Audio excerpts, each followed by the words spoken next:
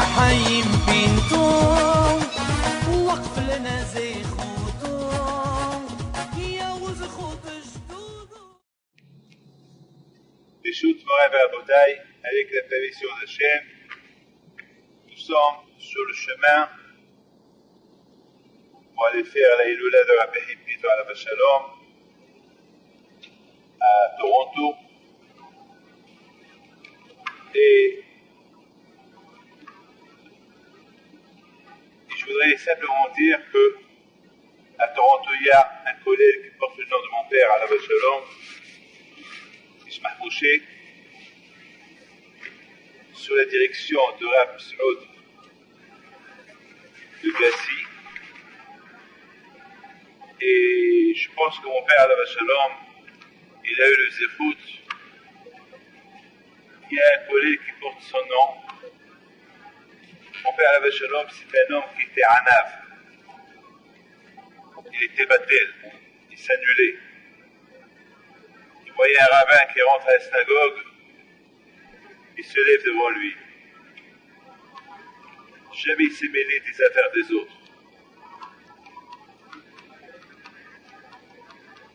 Il avait un problème de porter des vêtements des grands rabbinim. Parce qu'il disait, j'ai honte de les porter. Je ne les mérite pas.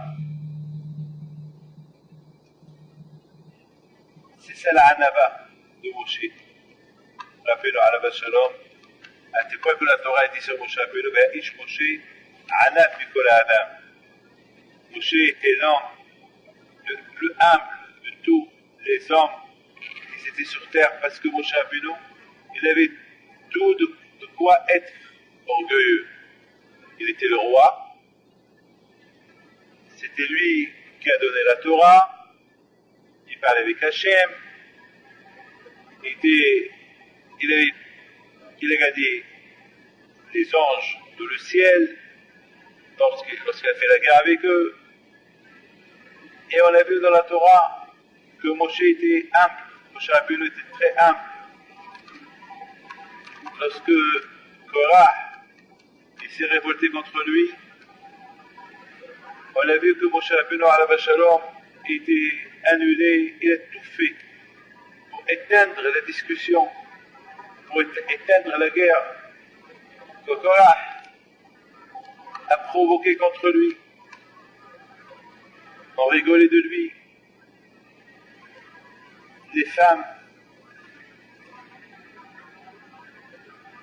ils étaient obligés les hommes, ils obligeaient leurs femmes de se cacher pour ne pas que Moshe Rabbeinu les voie, soi-disant parce que Moshe Rabbeinu les regarde, que Dieu préserve le lachon hara qu'ils ont dit sur lui. Et Moshe Rabbeinu Alav Shalom, jamais, il a montré de l'orgueil vis-à-vis de quelqu'un d'autre. Le contraire, Moshe Rabbeinu Alav Shalom, une fois il a dit, pourvu que tout le monde est prophète. Aujourd'hui, les gens veulent être les seuls maîtres du monde, les seuls prophètes, les seuls riches, les seuls rois. Moshe Rabbeinu, pour lui, si chaque juif est un prophète, c'est une bénédiction pour lui. Ça, c'était Moshe Rabbeinu. Mes amis, on dit dans la paracha de Pinhas, il y a beaucoup de sujets dans cette paracha. Il faut savoir une chose. Dans la paracha de Pinhas, tout d'abord là-bas, on parle que Pinhas, lorsqu'il a vu que Simri il a fauté avec une Goya, on a vu que c'est écrit dans la Torah, il s'est levé. Devant tout le monde, il s'est levé. Il s'est levé, il va chez Moshe Rabbeinu. Il dit à Moshe Rabbeinu, Moshe, on ne va pas laisser ce juif-là faire cette bêtise avec cette Goya devant tout le monde. C'est catastrophe. D'un côté, on aurait pu dire, quel gava, quel orgueil de la part de Pinhas se lever alors que tout le monde est assis. Lorsque le roi il est assis, que tout le monde est assis, qu'est-ce qu'il a un petit à se lever devant tout le monde? On aurait pu croire que Pinhas, il veut se vanter. Il se lève devant tout le monde pour dire ce qu'il a dit, pour aller en plus tuer Zimri. On voit que la Torah, elle donne des compliments à Pinhas pour ce geste qu'il a fait. Pourquoi? Parce que Pinhas, ce qu'il a fait, il l'a fait pour Hachem. Pinhas, c'était pas d'orgueil qu'il a eu pour se lever pour tuer Zimri devant tout le monde. C'est vraiment, c'est de la tzidkut, c'était un tzaddik Pinhas parce qu'il a risqué sa vie. On dit, comme j'ai un ish, ishtadel yot ish. Lorsqu'il n'y a pas un homme capable de faire quelque chose, alors toi tu le fais. Alors ça veut dire que si, c'est quoi? Tous ces juifs qui étaient là-bas, Moshe inclus, et tous les gens qui étaient là-bas en train de voir Zimri aller avec une goya, pourquoi ils sont tous incapables? Pourquoi il n'y a que Pinhas qui est capable? Eh bien justement, mes amis, beaucoup des fois ça peut arriver que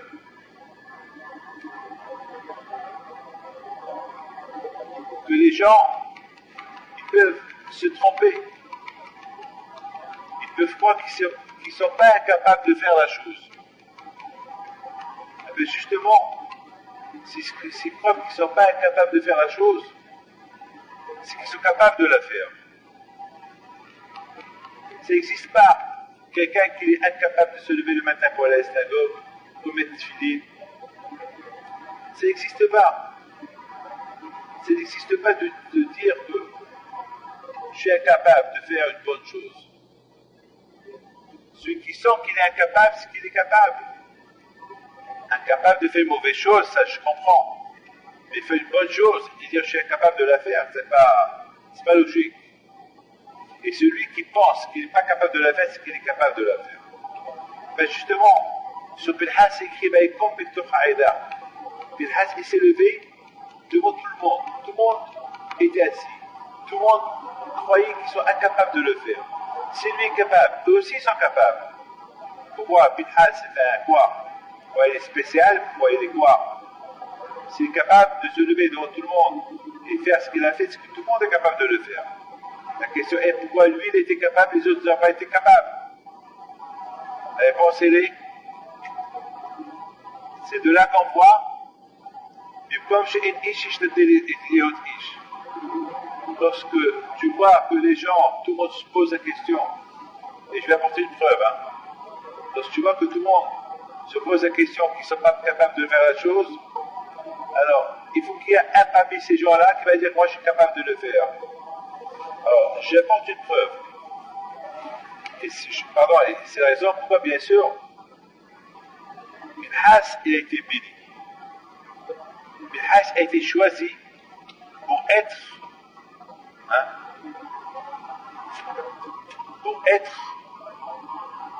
le Kohen Gadol, pour être Eliyahu Navi. Il a reçu beaucoup de bénédictions pour rester vivant toute une vie. Je voudrais apporter une preuve. Vous savez que lorsque Mashiach va venir, si Dieu veut, il va se passer que Akadosh Baruch Hu, il va inviter Abraham Abinu de faire le Kiddush. Parce que ça va être le grand Shabbat éternel. Comme que chaque Shabbat on fait Kiddush, le Mashiach va venir, il va avoir le dernier Kiddush des Kiddush. Ça va être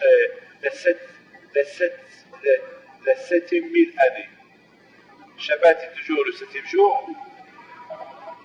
Et là, on est pas loin de la fin de 6000 et le début de 7000. Donc, lorsque l'année 7000 va venir, ça va être le Shabbat éternel. Donc, il faut faire Kiddush. Alors, Hachem, il va inviter Abraham de faire le Kiddush. Abraham, il va dire non, je ne peux pas le faire parce que de moi, il est sorti Ishmaël. Alors, Hachem va dire à Yitzhak, alors toi, tu fais le Kiddush.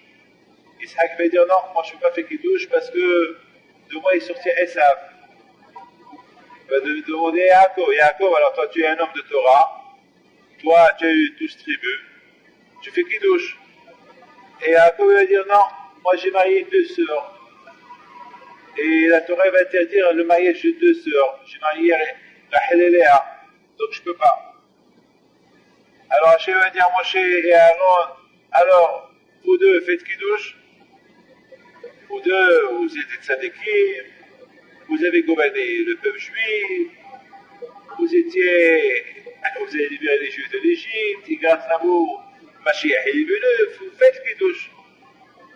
Ils vont dire à Hachem, non Hachem, on ne peut pas faire Kiddush, parce qu'on n'a pas accompli toute la Torah, parce qu'on n'a pas été enterré en Israël. On n'est pas entré en Israël. On a enseigné la Torah aux Juifs, mais nous, on n'est pas entré en Israël. On n'a pas accompli la mission de ce soir, d'installer en Israël. Donc on ne peut pas faire Kiddush. Alors quand je vais au coup, il regarde tout le monde, alors qui va faire Kiddush? Alors ça veut dire quoi? Vous êtes aussi incapables? S'il veut faire Kiddush, je peux faire Kiddush. Si quand je vais au coup, il invite Abraham, Yitzhak, Yaakov, Moshe et Aaron. Ça veut dire pourquoi quand je ne sais pas? Pourquoi quand je ne sais pas qu'Abraham il avait Ishmaël? Pourquoi je ne sais pas que Yitzhak il avait Esav et Yaakov il a marié 2 sœurs et Moshe et Aaron ils se parlent malgré toi quand je leur propose de faire Kiddush, alors pourquoi ils sont en train de refuser? Parce qu'ils se sentaient qu'ils étaient incapables. En même temps, qu'est-ce qui s'est passé? David il saute. Il dit c'est moi qui vais faire le Kiddush. Alors quoi? Et quand toi, David, tu n'as rien à te reprocher, toi aussi tu as un problème avec Bathsheba. Alors, il y a eu beaucoup de problèmes avec David Améler. Quoi? Ben, la réponse est, ben justement, il faut qu'il y ait quelqu'un qui soit capable. De la même façon que Abraham, Yitzhak, Yaakov, Moshe, Aaron, s'ils voulaient faire, ils pouvaient le faire. Mais ils se sentaient incapables de le faire. David Améler aussi aurait pu dire moi aussi je suis incapable de faire le Kiddush par rapport aux arguments qu'on peut avoir contre moi. Et malgré tout, il n'a pas fait que ces arguments, il a sauté, il a fait le Kiddush. Donc, on voit ici la grandeur de Pinhas. La grandeur de Pinhas, ce qu'il a le plus encouragé, d'être capable de faire le geste qu'il a fait, tuer Simri et la Goya, pour éteindre la colère de Dieu, par rapport à la faute qu'ils ont fait d'aller avec des goyotes, c'est que lorsqu'il a vu que tout le monde est incapable de se lever et d'arrêter Zimri, lui, il se sentait capable. Il a dit, moi aussi, lui aussi, il aurait pu dire, je ne suis pas capable. Non. Et comme chez Ish te plaît, alors vous allez me dire, c'est de la gava ici? Non, il n'y a pas de gava. Justement, puisque le geste qu'il a fait, il l'a fait pour un Kadosh Baruch. Ah mais je voudrais vous poser une question. La question que je voudrais poser, c'est que dans la Gemara, beaucoup de fois on voit, il y a des discussions entre Beth Shammai et Beth Hillel. Et toujours, lorsqu'il y a une discussion entre Beth Shammai et Beth Hillel, toujours la Gemara, elle apporte Beth Shammai en premier. Les paroles de Beth Shammai. Il y a 2 maisons, il y a la maison de Beth Shammai, il y a la maison de Beth Hillel. Toujours ils sont en discussion pour éclairer une loi de la Torah. En général, toujours, c'est Beth Hillel qui remporte la halakha et les converses. Toujours, c'est eux qui gagnent. Ah, puis c'est eux qui gagnent, pourquoi on ne commence pas par eux? Beth Hillel, ils disent. Et après, Beth Shammai, ils disent. Puis toujours, on voit que c'est toujours, on commence par les paroles de Beth Shammai. Beth Shammai, ils disent, et après, on dit, et Beth Hillel, ils disent. Et après, les Hamim, ils décident que la halakha, que la raison, elle est comme Beth Hillel. Et presque tout le temps, la raison, on la donne à Beth Hillel. Et c'est extraordinaire. puisque la raison, elle est comme Beth Hillel, on aurait pu commencer par les paroles de Beth Hillel. Beth Hillel, ils disent, et après on dit Beth Shammai, ils disent. Et pourquoi on commence toujours par les paroles de Beth Hillel?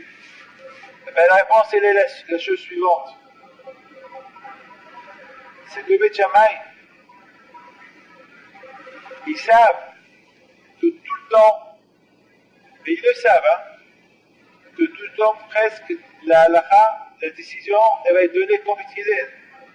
Et malgré tout, ils vont être capables de s'asseoir en face Beth Hillel et mener leur discussion, même s'ils savent, qu'à la fin, c'est Beth Hillel qui vont emporter la décision, et eux, ils vont être de côté. Malgré tout, ils ne vont pas s'abstenir de ne pas avoir la discussion avec Beth Hillel. Et je pense que c'est ça aussi la grandeur de Beth Hillel, de Beth Shammai. La grandeur de Beth Shammai, même qu'ils savent, c'est même pas la peine de commencer à parler face à Beth Hillel, puis c'est Beth Hillel qui va emporter la décision. Et on va appliquer leur décision. Alors pourquoi parler? Se mettre de côté, c'est tout? Non. Beth Shammai disait non, même qu'on sait qu'on ne va pas nous donner raison, malgré tout, on va dire ce qu'on pense. Et c'est pour ça qu'après ils disent les paroles de Beth Shammai, les paroles de Beth Hillel, c'est les paroles de Dieu. Pourquoi on les appelle des paroles de Dieu? Parce que Beth Shammai, lorsqu'il disait quelque chose, même lorsqu'il savait qu'on ne va pas leur donner raison, mais malgré tout, pour étendre la Torah, pour expliquer la Torah, pour donner des raisons dans la Torah, ils ne vont pas s'abstenir de ne pas dire ce qu'ils pensent, même qu'on ne va pas leur donner raison. Parce que c'est la Torah. La Torah, il faut la comprendre. Et pour la comprendre, la Torah, il faut que chacun dise ce qu'il pense. Et ce qui est extraordinaire, c'est que Beth Hillel, la Gemara dit que Beth Hillel, ils vont répéter beaucoup des fois les paroles de Beth Shammai. Avant que Beth Hillel, ils vont dire ce qu'ils pensent, ils vont répéter les paroles de Beth Shammai. Ils vont les répéter, et après ils vont dire non, on n'est pas d'accord. La question se pose. Beth Hillel, vous savez bien que la raison, c'est pas comme Beth Shammai. Alors pourquoi répéter leurs paroles? Pourquoi répéter? Eh bien, la réponse c'est parce que Beth Hillel, il disait, étant donné que Beth Shammai, ce qu'ils disent, ils disent pas leurs paroles uniquement par orgueil, ils le disent uniquement pour comprendre, pour élargir la Torah, pour faire comprendre la Torah. Alors on est obligé de répéter leurs paroles une fois, deux fois, trois fois, quatre fois, parce que peut-être il y a quelque chose de bien qui peut sortir de leurs paroles. Voilà, mes amis, la grandeur de Beth Shammai, et voilà la grandeur de Beth Hillel. Il ne faut pas qu'on croie que Beth Shammai, il faut du semblant, et Beth Hillel, il faut du semblant, soi-disant qui font kavod aux autres. De ça, je dis qu'après, entre eux, ils se mariaient entre eux. Beth Shammai prenait les filles de Beth Hillel prenait les garçons de Beth Shammai. Ça veut dire qu'en dehors de la yeshiva, ils s'étaient en paix.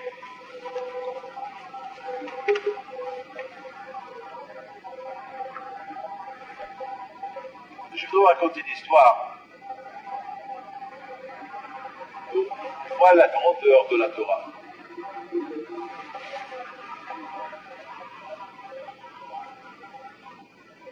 J'ai vu dans un livre qui raconte une fois le président des États-Unis, c'était en 1950, Harry Truman, il devait donner un discours vendredi soir. Et un discours très important. Puis il y avait une femme juive qui a envoyé un télégramme à la Maison Blanche. Elle a demandé à la Maison Blanche, est-ce que c'est possible que les discours qu'il va faire le président Truman vendredi soir, est-ce qu'il peut le faire dimanche? Parce qu'elle est juive, elle respecte Shabbat, elle ne pourra pas écouter son discours. Alors, tout ce que je peux vous dire, tout ce qu'on peut savoir, c'est que dans les médias, tout de suite, ils ont annoncé que le président Truman, il ne peut pas parler à la nation vendredi soir, mais il va parler dimanche. Et quelques années plus tard, ils ont posé la question au président Truman. Qu'est-ce qui s'est passé? Pourquoi, il y a quelque temps, tu devais faire ton discours vendredi soir et tu l'as fait dimanche? Pourquoi? Il leur a dit, eh bien, maintenant je peux vous dire le secret. Parce qu'une femme juive, elle a dit qu'elle voulait m'écouter. Et si je parlais vendredi soir, elle n'allait pas m'écouter. Pour elle, j'ai fait ça. Alors, vous savez, on se pose la question, est-ce que le président des États-Unis, que ses discours sont tellement très importants, est-ce qu'il va faire cas d'une femme juive parce qu'il lui demande de ne pas parler vendredi soir, il va l'écouter? C'est impossible. Et la réponse, elle est la chose suivante. La réponse, elle est que de là on voit que c'est que lorsque quelqu'un vraiment il veut faire quelque chose pour atteindre le Baruch, eh bien Akadosh Baruch il change tout pour lui. Même le président des États-Unis, il peut changer son programme par rapport à ce juif-là qui veut respecter Shabbat. Il faut savoir une chose, que cette femme-là, elle a fait un geste extraordinaire. Aucun n'a osé faire ce que cette femme elle a fait. Elle était capable de faire ce que personne ne pouvait faire. Il faut être capable, hein. Beaucoup de fois, on utilise le mot capable pour être capable de faire telle et telle chose. Mais mes amis, on voit comment Beth Shammai, ils étaient capables.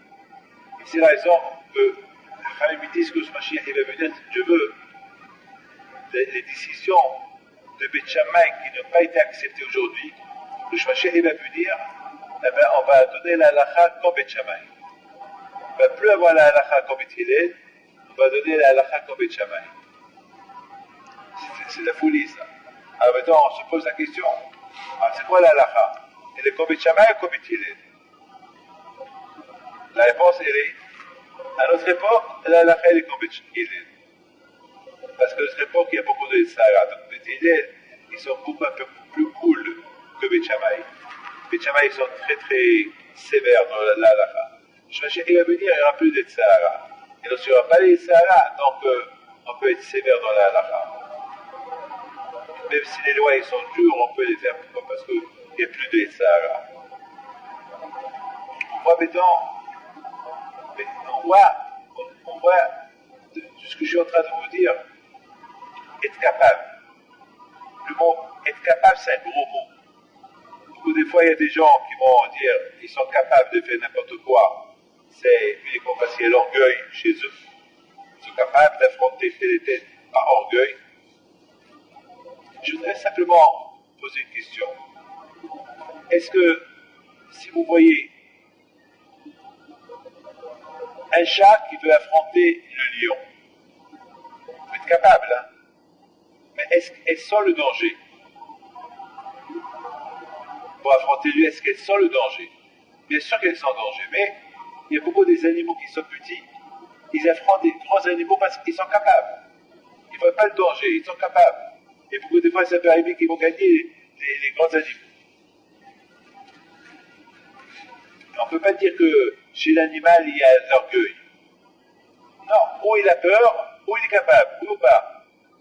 Ou il a peur d'affronter le grand animal et il se sauve, ou il est capable. Moi, j'ai vu des petites vidéos des animaux, très petits animaux, qui ont été capables d'affronter des gros animaux. Et ils ont gagné. C'est pas par orgueil, c'est par... ils n'ont pas vu le danger.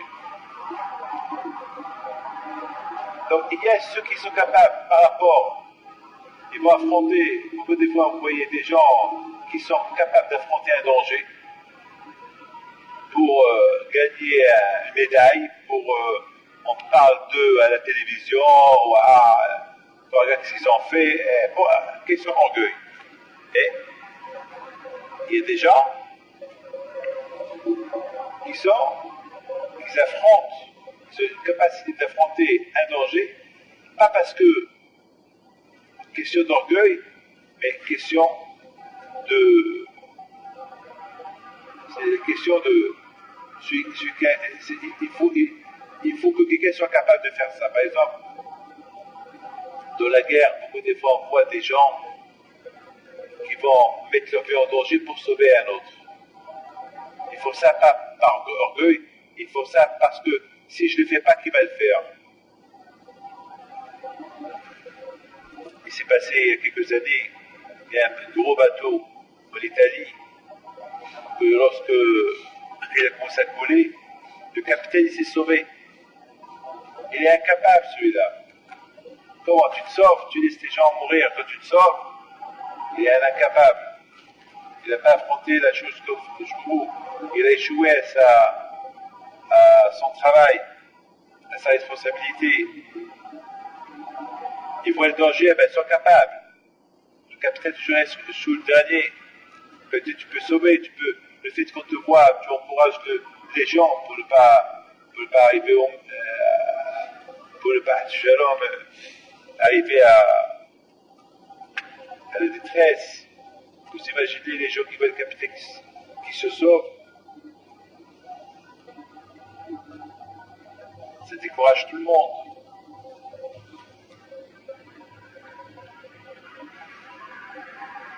De s'agiter ici.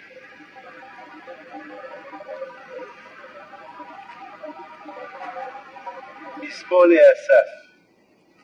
Asaph, c'était les enfants de Korah.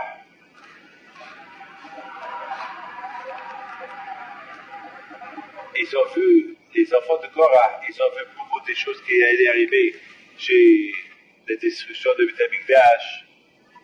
Ils ont vu plein de choses qui allaient arriver chez les Juifs. Et la Gemara dit que les Tosfot ils posent une question. Ils disent pourquoi on dit Mizmor? Mizmor, si tu fais une chanson. Les enfants de Korah, ils ont dû dire Kinal et Asaph. C'est un chant de pleurs, puisqu'il en parle de la destruction du temple. Comment est-ce que quelqu'un qui est en deuil, tu peux dire chante? Non, il va pleurer. Kina et Asaph. C'est une question que les Tosfot posent dans la Gemara Kiddushin, page 31. Et les Tosfot, ils donnent une belle réponse. Mais moi, je pense comme ça.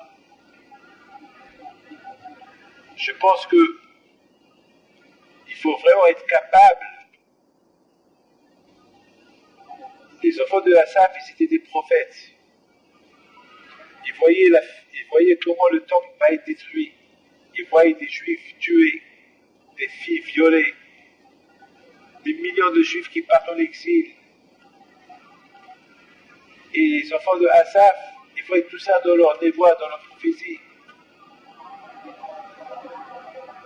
Ils auraient pu dire cette prophétie en pleurant, Kina et Asaph.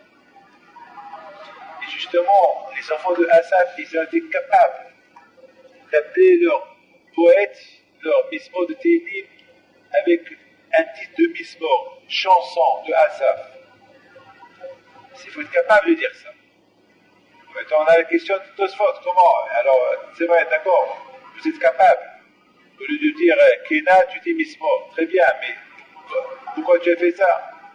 Eh bien, justement, mes amis, les enfants de Hassan, ils veulent nous encourager, ils veulent encourager le peuple juif. Ça veut dire qu'il faut pas voir la Shoah en face. Il faut voir la reconstruction d'après la Shoah. Beaucoup de fois, les gens ils voient la Shoah, ils tombent dans le désespoir. Aujourd'hui, en Israël, la guerre, on entend malheureusement nos enfants qui meurent. On entend beaucoup des choses qui arrivent là-bas. Et on aurait pu vraiment tomber de désespoir et avoir peur et dire c'est fini, non. Parce que de l'autre côté, on voit les miracles que Hachem il fait, c'est vrai. Il y a une guerre, la guerre elle paye. Ça n'existe pas une guerre sans qu'il y ait des corps sans qu'il y ait des gens qui meurent, bien sûr. Mais il faut voir les conséquences. Les conséquences de SHR, peut-être après cette guerre, il y aura la paix. Il y aura la reconstruction. Peut-être Mashiach peut venir. Mais regarde cette histoire.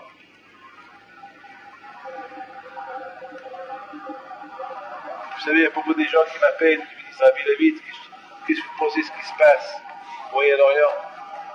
Je dis, qu'est-ce que je pense? Je fais un sourire. Je pense que si Pest Hachem, c'est Mashiach qui va venir. Il faut être capable de le dire. Les gens ne comprennent pas, ils ne comprennent pas. Ils disent comment Mashiach va venir. Toi, tu penses déjà à Mashiach maintenant, il y a des gens qui sont en train de mourir, toi, tu penses à Mashiach. Je dis, ben oui, je suis obligé de penser à ça. À quoi tu veux que je pense? Tu veux que je pleure? Tu veux que la vie elle continue? Ceux-là qui sont en train de mourir, ils sont en train de donner la vie à d'autres. Eux, en plus, ils ont gagné Eden. On dit qu'un juif qui est tué dans une guerre, les portes de Gan Eden sont ouvertes pour lui. Surtout, s'il est mort pour sauver la nation.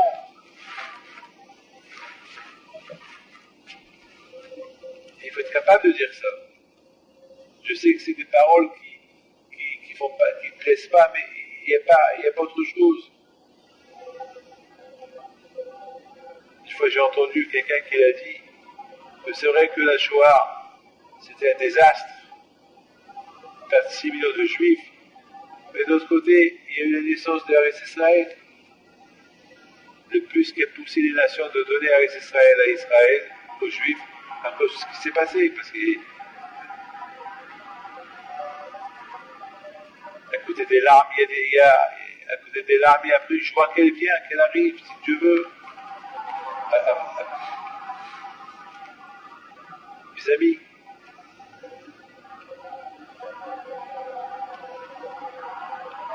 et on comprend le courage qu'ils avaient les enfants de Korah. Quand ils ont vu tout ce qui allait se passer en Eretz Israël, au lieu de commencer à pleurer, au lieu de commencer à dire des éloges, pas des éloges, des keynotes, des chants tristes, des poèmes tristes, ils ont commencé à donner des chants, ils chantaient la destruction du Beth Amikdash.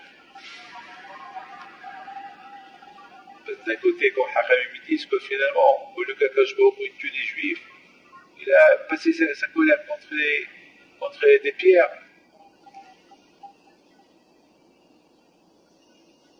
Bémet, je donne part d'honneur que c'est super ce que je vais vous dire tout à l'heure sur Beth Shammai et Beth Hillel. C'est beau ce que j'ai dit. Au lieu de Beth Shammai, au lieu que on dit que les paroles de Beth Shammai, de Beth Hillel, puis ces paroles de Beth Shammai, on va les mettre de côté. Malgré tout, on met les paroles de Beth Shammai en premier. Au lieu qu'on met les paroles de Beth Shammai, c'est pas le fait qu'on les répète, comme ils disent que Beth Hillel, répétez, pourquoi répéter? Ils savent que la halakha n'est pas comme eux, pourquoi les répéter? Ben justement, Beth Hillel dit, si eux ils osent, même lorsqu'ils savent qu'on ne va pas leur donner la halakha comme eux, et ils osent nous contredire et faire des discussions contre nous, alors ça mérite de répéter leurs paroles. Et non seulement ça mérite de répéter leurs paroles, mais ils se mariaient entre eux.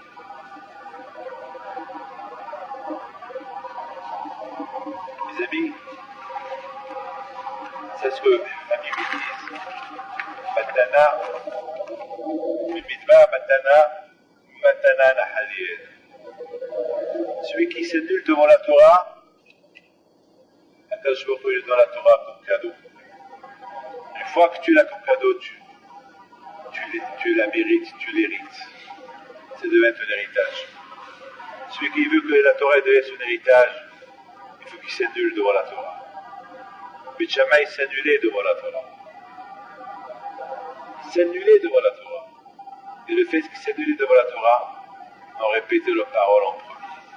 Et de fait qui s'est donné devant la Torah, même ils vont répéter leurs paroles plusieurs fois. On raconte sur Rabbi Hippito alav shalom, une fois, Rabbi Hippito alav shalom, une fois, c'est beaucoup de gens qui m'ont raconté ça. Beaucoup de fois, c'est arrivé qu'il allait chez des maisons et il voyait comment les gens ils vivaient dans la pauvreté. Et Rabbi Hippito alav shalom va s'asseoir dans les escaliers.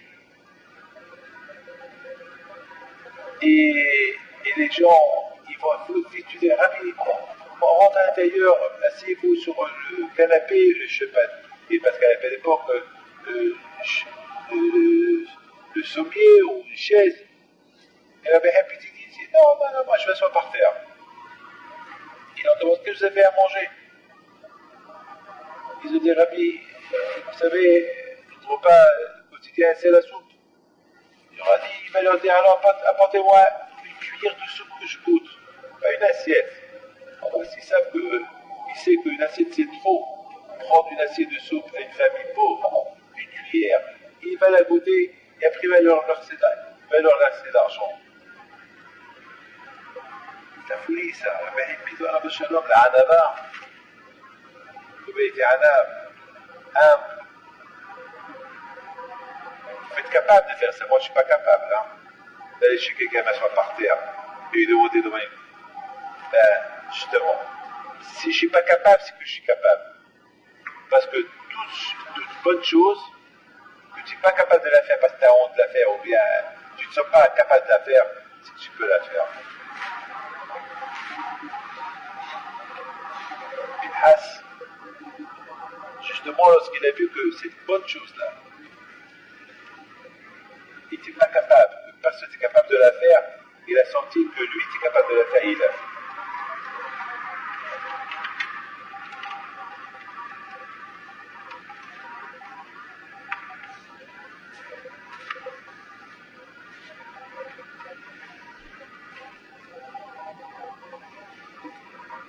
Il y a cette fameuse histoire de Nakdimon Ben-Gurion, lorsqu'il n'y avait pas la pluie,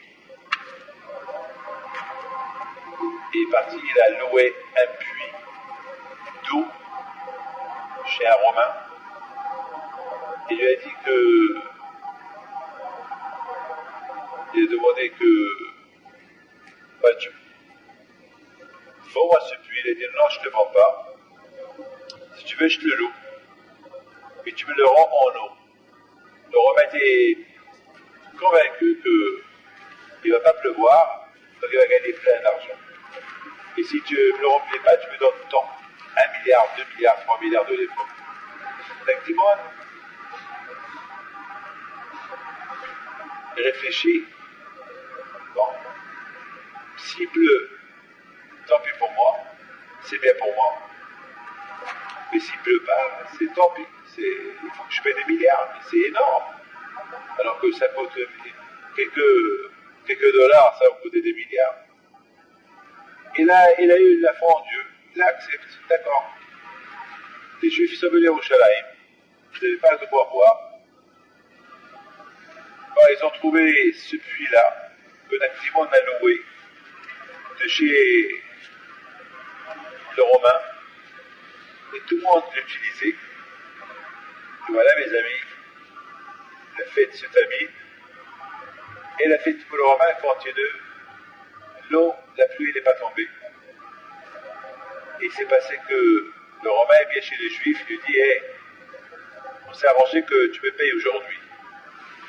Nakdimon lui dit oui, je te paye aujourd'hui, mais la journée n'est pas terminée.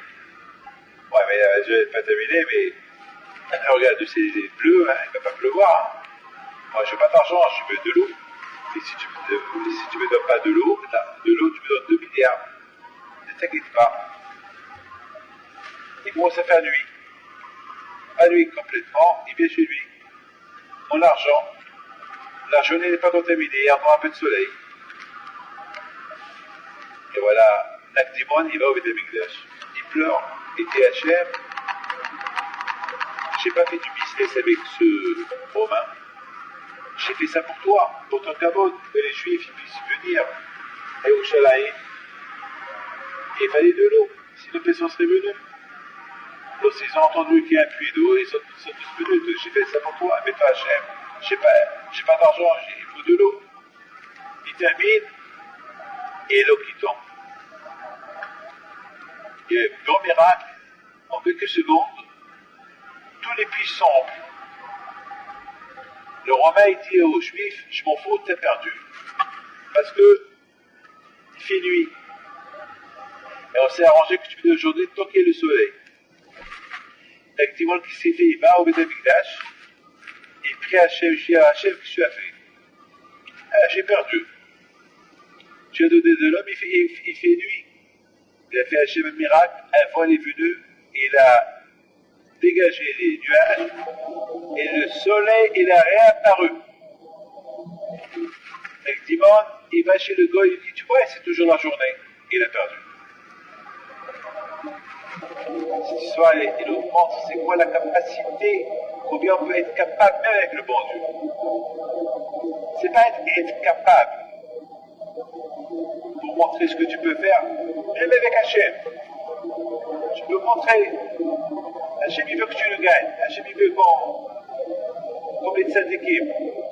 Hachem, il dit, tel et tel, il va mourir, et bien cette équipe dit, non, tel et tel, il va vivre. Vous êtes capable, là, pour être sadique. Et contredire Hachem. Hachem il dit cette femme-là elle va parler des enfants, il vient de cette qui dit non, elle aura l'enfant. Il va gagner un cachemar, je vais être capable. Être capable de le bon sens, c'est super. Ce qu'un tzaddik est capable de faire, n'importe quel juif est capable de faire. Mais il faut le faire. Il faut savoir le faire. Il y a un qui s'est converti. Au départ, tout le monde se moquait de lui. Et on dit, tu es incapable, tu n'as pas réussi dans ta conversion. Non seulement qu'il a réussi sa conversion, mais il était capable de mener sa religion mieux qu'un juif. Alors maintenant, le problème il est, quoi, ce juif-là qui a grandi juif, ses parents juifs, ses grands-parents juifs, ils sont moins capables de se convertir là que ses grands-parents ne sont pas juifs. Non, ça c'est le travail de l'homme. Ce que l'homme peut ne pas faire, il peut le faire. Et qui croit qu'il peut le faire. Il a les capacités de facilité, il peut le faire. Ce qu'Abraham et Isaac et Yaakov ont fait, je peux le faire. Justement, si la Torah me raconte ce qu'Abraham, Isaac et Yaakov ont fait, ce que moi aussi je peux le faire. Si la Torah l'a raconté, c'est que je peux le faire. Si je ne peux pas le faire, pourquoi la Torah l'a raconté? Je peux tout faire. Et si je ne le fais pas, parce que je me sens faible. Mes amis, voilà ce que j'ai à vous dire. Ce que tu es incapable de faire, c'est ce que tu crois. Tu peux faire. Il n'y a rien qui peut être devant la volonté de la personne. Et que Dieu protège avec les rassons à la mémoire des soldats aïe tombés. À bientôt. Que Dieu protège. Voilà. على الهرب بدا بيتو